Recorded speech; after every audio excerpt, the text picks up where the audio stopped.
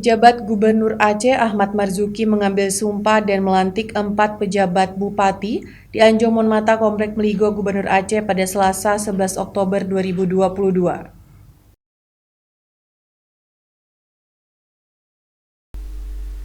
Penjabat Gubernur Aceh mengambil sumpah dan melantik Syakir sebagai penjabat Bupati Aceh Tenggara, Rashidin Porang sebagai penjabat Bupati Gayo Luwes, Fitriani sebagai penjabat Bupati Nagan Raya, dan Mahdi Effendi sebagai penjabat Bupati Aceh Barat.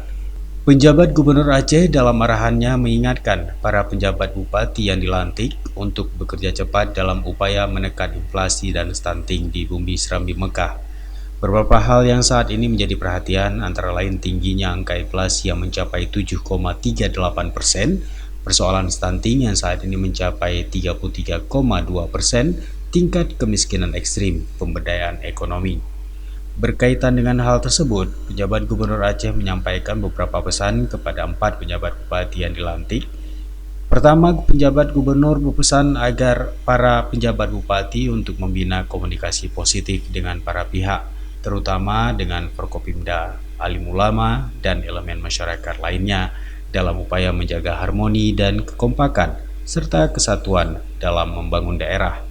Penjabat bupati mengingatkan tingkat inflasi Aceh masih tinggi. Per September 2022, angka inflasi Aceh mencapai 7,38%, sehingga perlu mengambil langkah-langkah yang diperlukan dengan mengoptimalkan TPID dan Satgas Pangan di wilayah masing-masing. Tingkatkan koordinasi dengan dinas terkait di tingkat provinsi dan antar kabupaten kota, mencari akar permasalahan dan menemukan solusi untuk segera dijalankan sehingga dengan demikian tingkat inflasi dapat diturunkan.